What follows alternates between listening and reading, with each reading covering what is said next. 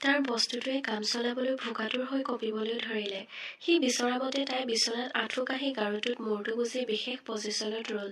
ৰুমৰ লাইটটোৰ আধা পোহৰত তাইৰ দেহৰ ভাঁজবোৰ প্ৰকট হৈ কমনীয় ৰূপত ধৰা দিলে। আৰু ৰব নোৱাৰি সি ওপৰত উঠি প্ৰথমে ধীৰে ধীৰে, তাৰপাছত তীব্ৰবেগে।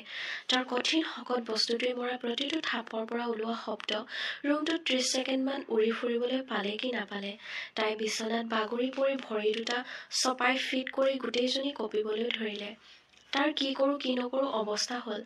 ক্ষন্তেক পিছত কঁপনি কমিল আৰু সি পুনৰ সাজু হ'ল।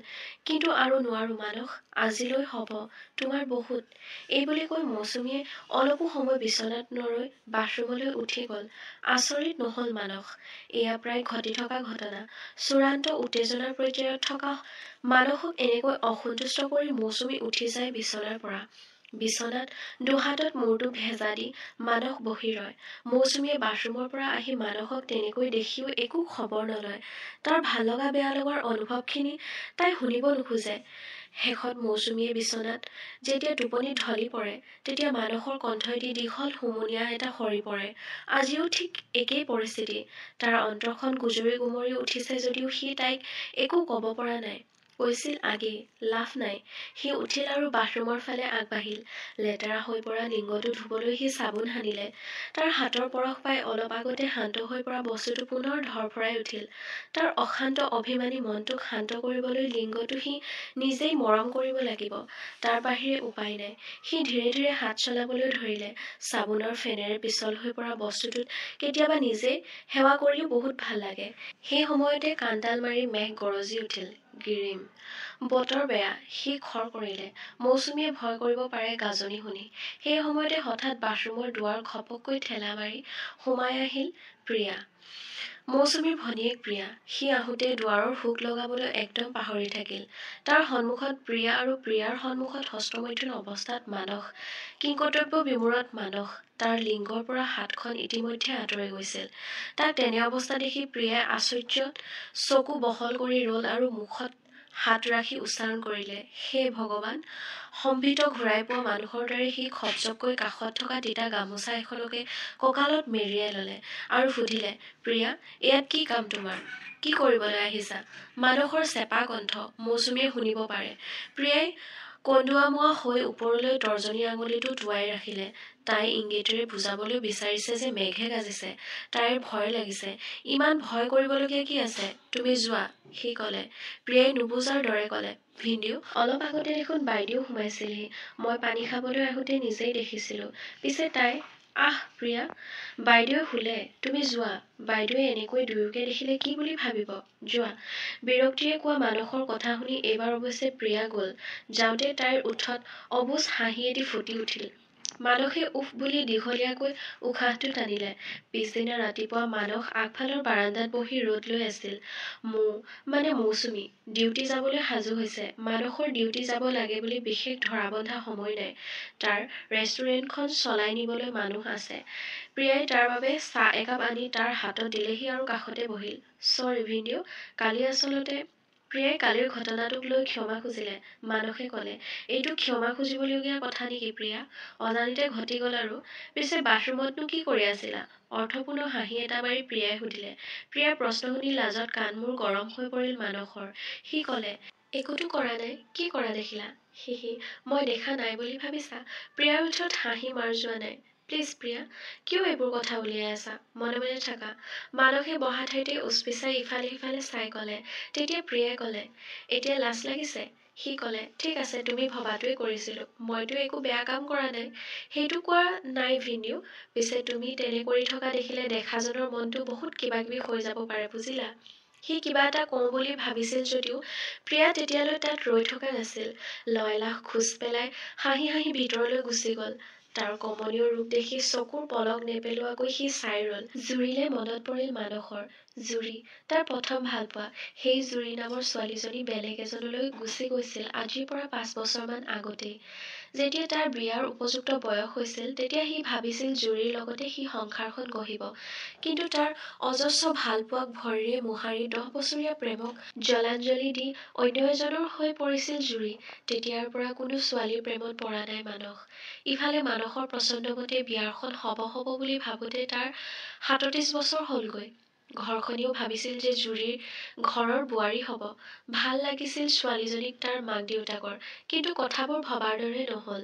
অৱশেষত ঘৰে জোৰ কৰিলে যে সি অতি সোনকালে বিয়াখন পাতক, কাৰণ তাৰ সন্মুখত গোটেই জীৱনটো পৰি আছে। সি এনেকৈ জুৰিক মনত পেলাই দুখ কৰি থাকিলেতো নহ'ব। যি হ'ল হৈ গ'ল, এতিয়া আগলৈ ভাবিব লাগে। প্ৰস্তাৱটো শুনি মানসে একেষাৰে নহ'ব বুলি কৈ দিলে। সি বিয়া কোনোপধ্যেই নাপাতে। সঁচা প্ৰেম কাহানিবাই নিঃশেষ হৈ গৈছে মানসৰ। জুৰিৰ স্মৃতিকে বুকুত কঢ়িয়াই সি বাকী জীৱনটো কটাই দিব। পিছে তাৰ কথা ঘৰখনে সহজভাৱে নললে। কথাবোৰ ক'বলৈ সহজ, কিন্তু বাস্তৱ বৰ জটিল। একমাত্ৰ সন্তান হিচাপে মানসে বংশটো ধৰি ৰাখিব লাগিব। মুঠতে মানসে বিয়া পাতিবই লাগিব। বহু ভাবি চিন্তি শেষত মানস মান্তি হ'ল।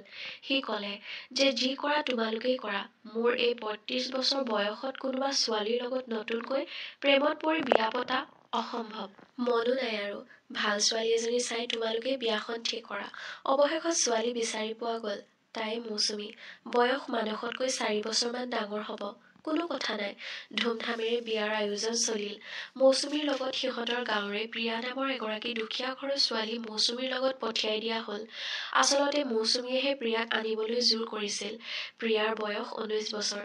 যিহেতু মৌচুমীয়ে চাকৰিৰ বাবে অফিচলৈ যাব লাগিব, সেয়েহে তাই মৌচুমীৰ কাম কাজত সহায় কৰি দিব। মৌচুমী ডিউটিলৈ যোৱাৰ সময়ত মানস আগফালে আছিল। প্ৰিয়াই বাথৰুমত গা ধুই আছিল। তাই বাথৰুমত থাকিলে সি সাধাৰণতে ঘৰৰ বাহিৰতে ইটো সিটো কৰি থাকে। প্ৰথম দুদিনমান সি এনেকৈ থকা নাছিল। এদিন প্ৰিয়াই বাথৰুমৰ ভিতৰৰ পৰা তাক চিঞৰি চিঞৰি মাতি বায়েকৰ চেম্পুৰ বটলটো দি থৈ আহিবলৈ মাতিছিল। সেইমতে সি গৈছিল। গৈ প্ৰিয়াৰ যি ৰূপ দেখিলে তাতেই তাৰ হোচ উৰি গৈছিল। দুৱাৰৰ ফাঁকেৰে তাৰ সন্মুখত ভিজা কাপোৰ পিন্ধি স্নাততৰ অৱস্থাত এগৰাকী সুৰক্ষী গাভৰু। প্ৰিয়াৰ দেহৰ প্ৰতিটো ভাঁজ আজিও তাৰ মানসপটত ভাহি আছে। উন্নত উঠন, বক্ষ, গভীৰ নাভি, লাহি কঁকালৰ উন্নত নিতম্ব। ইমান কামুক নাৰী সি জীৱনত কোনোদিনেই নিজ চকুৰে দেখা নাছিল। কবি সাহিত্যিকে কয়, আধা ফুলা ফুল চাবলৈ ভাল। সিদিনাও প্ৰিয়াৰ তাৰ চকুৰ আগত আধা ফুলা ফুলৰ দৰে থিয় হৈ আছিল। যিমানেই সি প্ৰিয়াৰ শাৰীৰিক ৰূপক লৈ দুৰ্বল নহওক কিয়, সি বিবাহিত। তেনে পৰিস্থিতিৰ পৰা আঁতৰি থাকিবলৈ সি সেই সময়ত আঁতৰি ফুৰে।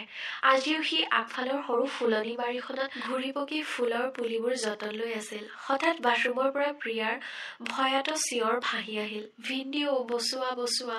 সি সচকিত হৈ পৰিল। অলপো সময় পলম নকৰি সি বাথৰুমৰ ফালে দৌৰি গ'ল। সি গৈ পাওঁতে প্ৰিয়াৰ দুৱাৰ খুলি ওলাইছিল। পিন্ধনত তাইৰ গাত কেৱল এখন ভিজা টাৱেল। তাক সন্মুখত দেখি তাই দৌৰি আহি বুকুৰ মাজত সোমাই পৰিল। কিংকৰ্তব্য বিমূঢ় হৈ সি হাত দুখন শূন্যতে দাঙি ৰ'ল। কি হ'ল প্ৰিয়া, কি হৈছে তোমাৰ? সি সুধিলে। প্ৰিয়াই কঁপি কঁপি ক'লে, ভিনদেউ বাথৰুমত কি? পঁইতাচোৰা। প্ৰিয়াই তাৰ বুকুত কুচি মুচি সোমাই ক'লে। কণ্ঠত তাইৰ ভয়। ধেইত, এইজনী পঁইতাচোৰাকে ইমান ভয় কৰে নেকি বুলি মানসে ভেকাহি মাৰিলে। প্ৰিয়াই সঁচাই ভয় খাইছিল। তাই সৰুৰে পৰা এইবোৰ প্ৰাণীলৈ ভয় কৰে। তাই তাক এৰি নিদিলে। ভয়ত তাইৰ বুকুখন ঘনাই উঠা নমা কৰিছিল। প্ৰিয়াৰ উঠন বক্ষৰ উঠা নমাবোৰ মানসে অনুভৱ কৰিলে। খন্তেকলৈ তাৰ শৰীৰটো যেন কিবা এটা উত্তেজনাত কঁপি উঠিল। তাৰ দুহাতে অজানিতে প্ৰিয়াৰ কঁকালত থিতাপি ল'লেহি। প্ৰিয়া জিকাৰ খাই উঠিল।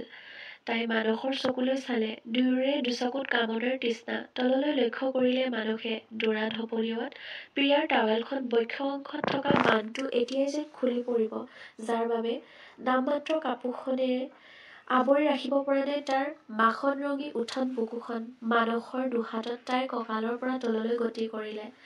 তাৰ হাতৰ লগে লগে ধীৰে ধীৰে ওপৰলৈ উজাই আহিল ভিজা টাৱেলখন। দুয়োৰে ওঠ দুটা কঁপি কঁপি পৰস্পৰৰ ফালে কাষ চাপি আহিল। ক্ৰমে কাষলৈ, অধিক কাষলৈ। ঠিক তেনেতে কোনোবাই যেন মানসৰ কাণৰ কাষত ক'লে, এয়া ভুল মানস, এয়া ভুল। হঠাৎ প্ৰিয়াৰ আলিংগন এৰি মানস দুখোজ পিছুৱাই গ'ল। তাৰ এনে আচৰণত আচৰিত হ'ল প্ৰিয়া। তাই এতিয়া দুৰ্বাৰ কামনাৰে দগ্ধ। এয়া অসম্ভৱ প্ৰিয়া, সি ক'লে। কিয় অসম্ভৱ মানসদা? প্ৰিয়াই কেতিয়াবা তাক নাম কাঢ়িও মাতে। অসম্ভৱ? কাৰণ মই বিবাহিত। এয়া পাপ। মোক এনেকৈ এৰি দি কি তুমি পাপ কৰা নাই? প্ৰিয়া, বুজিবলৈ চেষ্টা কৰা। বাইদেৱে গম পালে কি হ'ব বাৰু আমাৰ? মানসে স্বৰ্গতোক্তি কৰিলে। বাইদেৱে কেনেকৈ গম পাব মানসদা? মই এই কথা একেবাৰে গোপনে ৰাখিম, বিশ্বাস কৰা, কাতৰেৰে ক'লে প্ৰিয়াই। এগৰাকী নাৰী সংগ্ৰামৰ বাবে কিমান আতুৰ হৈ থাকিলে এনেকৈ ক'ব পাৰে বাৰু? বেয়া নাপাবা প্ৰিয়া, মোৰ পত্নী আছে। এইবোৰ কামৰ বাবে তাইয়ে যথেষ্ট। মানসৰ কথা শুনি প্ৰিয়াই এক আচৰিত কাণ্ড কৰিলে। তাইৰ দেহটো সকলো ফালৰ পৰা আঁৰ কৰি ৰাখি কেৱল মানসৰ ফালে উন্মুক্ত কৰি টাৱেলখন খুলি পেলালে আৰু ব্যাকুলভাৱে ক'লে, এয়া চোৱা মানসদা, বাইদেউৰ এনে কি আছে যিবোৰ মোৰ নাই? এয়াই তোমাৰ বাবে যথেষ্ট নহয়? প্ৰিয়াক তেনে ৰূপত দেখি মানসে এহাতেৰে চকু দুটা ঢাকি আনখন হাতেৰে টাৱেলখন ঠিক কৰিবলৈ চেষ্টা কৰি কৰি ক'লে, এয়া কি কৰিছা প্ৰিয়া?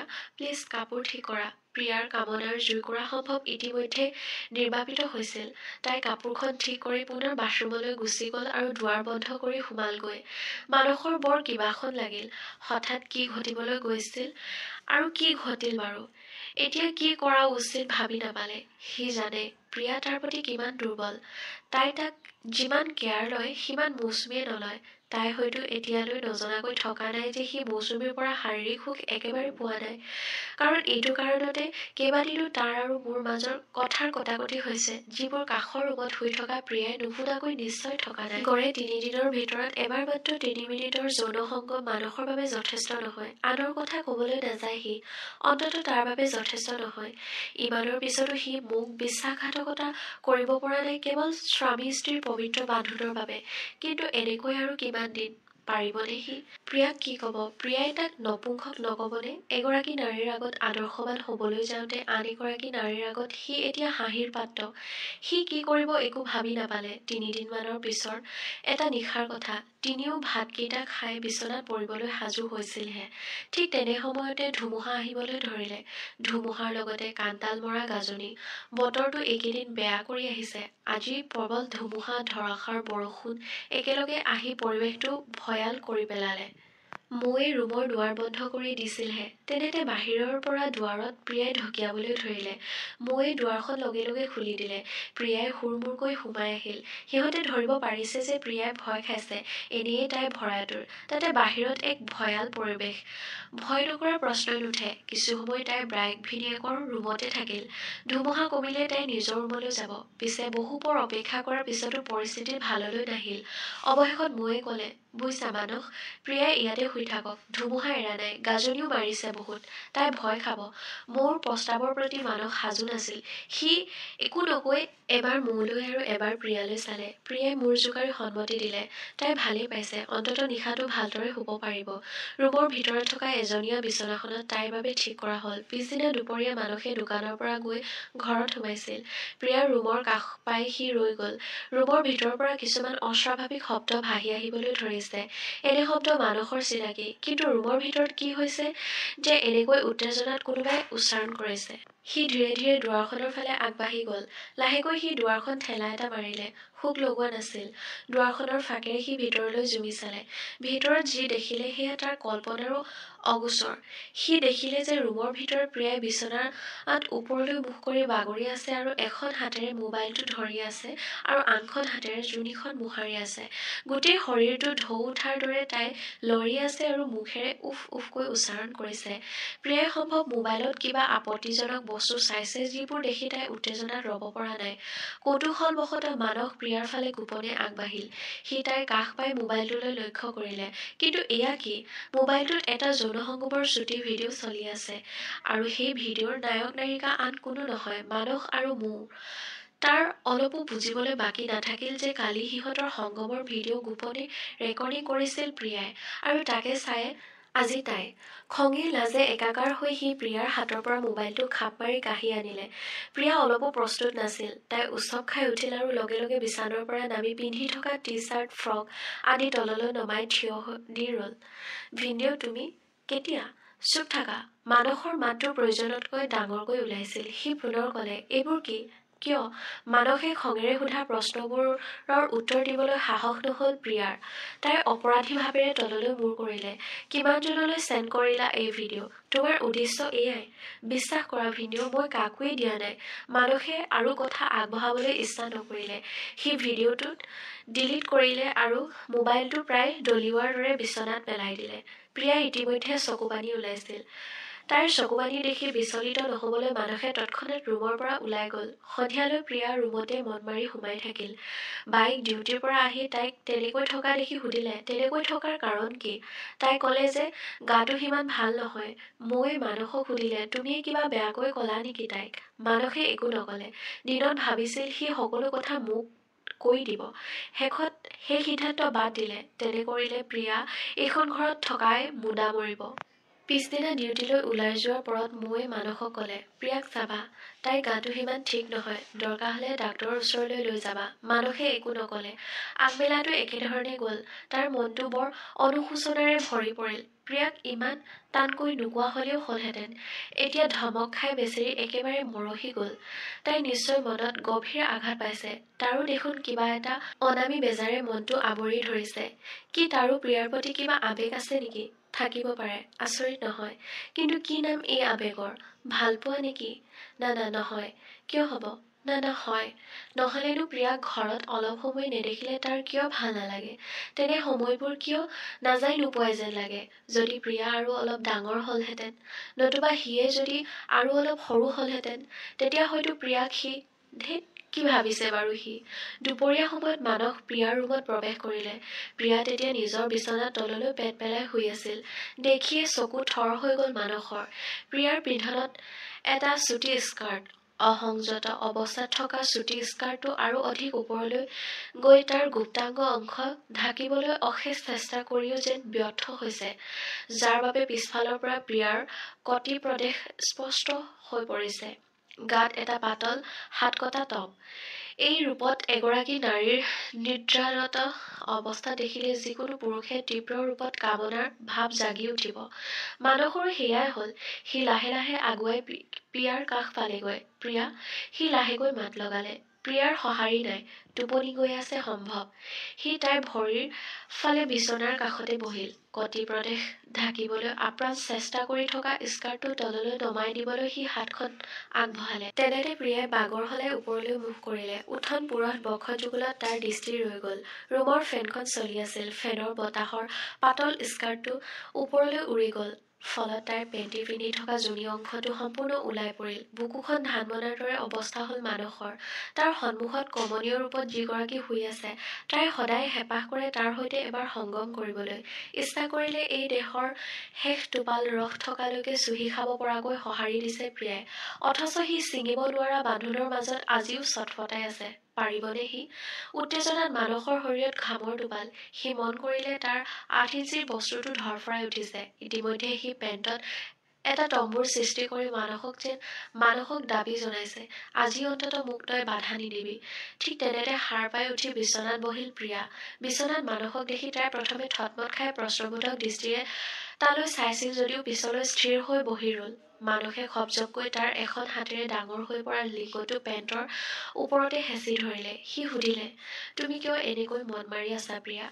প্ৰিয়াই এনেই বুলি চমুকৈ উত্তৰ দিলে, তুমি এনেকুৱা কৰি নাথাকিবা, ভাল নালাগে নহয়। মানসৰ চকুলৈ চাই প্ৰিয়াই সুধিলে, কিয় ভাল নালাগে? তোমাৰ লগত দেখোন বাইদেউ আছেই। বাইদেউতো আছেই বাৰু, সেয়া বাদ দিয়া। কোৱাচোন, কিয় তুমি কালি ভিডিঅ'টো কৰিছিলা? মন যায় কাৰণে। প্ৰিয়াই চমুকৈ ক'লে। মানসে সুধিলে, কি মন যায়? বাইদেউৰ দৰে কৰিবলৈ। কাৰ লগত? মানসৰ প্ৰশ্ন শুনি প্ৰিয়াই ধীৰে ধীৰে হাতখন দাঙি তললৈ আঙুলিয়াই দেখুৱাই অভিমানী ভাৱেৰে তললৈ মূৰ কৰিলে। এইবাৰ মানস আৰু ৰৈ নাথাকিল। সি প্ৰিয়াক জোৰেৰে সাৱটি ধৰিলে আৰু বিচনাত বাগৰাই গোটেই শৰীৰত ওপৰজোপৰি চুমা খাবলৈ ধৰিলে। প্ৰিয়াইও ৰৈ নাথাকিল। চুমাৰ পৰশত দুয়ো উটি ভাহি গ'ল। তাইৰ অতদিনৰ হেঁপাহ আজি পূৰ হোৱাৰ পথত। তাইৰ সপোন পুৰুষজনৰ মৰমৰ অতিশয্যাত উটি ভাহি যাবলৈ তাইৰ অতদিনৰ অপূৰ্ণ হৈ ৰোৱা হেঁপাহটো আজি পূৰণ হ'ব। তাই মানসৰ কাণত ওঠ লগাই ক'লে, কি লাগিব কোৱা? মানসে মিঠা হাঁহি এটা মাৰি সুধিলে, কি দিবা? তুমি যি বিচাৰা। সি পুনৰ সুধিলে, কি কৰিবা? তুমি যি কৰিবলৈ কোৱা। কিছু সময় এনেদৰে পাৰ কৰাৰ পিছত মানসে প্ৰিয়াৰ দুই ভৰি মেলি মাজত বহি ল'লে আৰু স্ফীত আৰু কঠিন হৈ পৰা লিংগটো উলিয়াই সাজু হ'ল। উত্তেজনাত প্ৰিয়াই চকু মুদিলে আৰু বুকুখন ঘনাই উঠা নমা কৰিবলৈ ধৰিলে। সাৱধানে মানসদা, আজি প্ৰথম, প্ৰিয়াই ফুচফুচাই ক'লে। সি মাথো ক'লে, জানো। ইয়াৰ পিছত প্ৰায় ৪৫ মিনিট এনেদৰে পাৰ হ'ল, য'ত সিহঁতৰ মাজত একো কৰিবলৈ বাকী নাছিল। অন্তিম চৰম মুহূৰ্তৰ আগত মানসে তাইৰ কাণে কাণে সুধিলে, তোমাৰ MC কেতিয়া? তাইৰ উত্তৰ, পাৰিবা পেলাব। আৰু ৪ দিন। মানসে চৰম সুখৰ মুহূৰ্তৰ বাবে সাজু হ'ল, লগতে প্ৰিয়। ৰুমৰ ভিতৰত ইমান পৰে অনগল প্ৰতিফলিত হৈ থকা শব্দবোৰ বেগ আগতকৈ দ্ৰুতগতিত বাঢ়ি এটা সময়ত নীৰৱ হৈ পৰিল। ইয়াৰ পিছত কি হ'ল? মৌচুমীয়ে গম পালে নেকি? প্ৰিয়াৰ মানসৰ সম্পৰ্কটো কি হ'ল? পিছলৈ লিখিম। কাহিনীবোৰ পাই থাকিবলৈ অনুগ্ৰহ কৰি চেনেলটো ছাবস্ক্ৰাইব কৰি লয় যেন। সকলোকে মৰম। ধন্যবাদ।